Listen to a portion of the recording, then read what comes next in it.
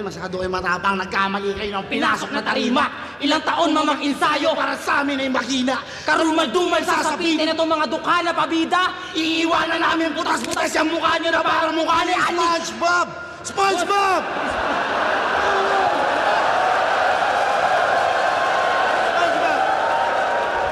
SpongeBob! SpongeBob yun eh. Hindi, matapang to mga to eh.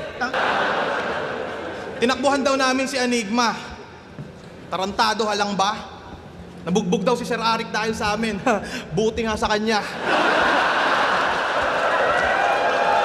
Hoy bakla! Sa relasyon naming maganda, wag ka nang manghassle. Iniibabawan ko yan si Arik. Hindi mo yan maa-under. Tsaka yung mga tricks namin sa kama, hindi mo rin mamamaster. Alam mo sound trip namin pag nagsisex? Helicopter! Helicopter! Matatapos lang tong issue na to kapag may isang pinili sa atin. Kaya ayoko nang itago pa. Alaric Yuson, sino ba talaga?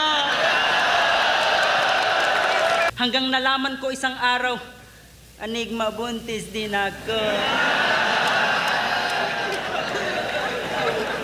Oo, yung tiyan ko meron ng laman. Patawarin mo ako, Kebs, umaasa ka pa naman.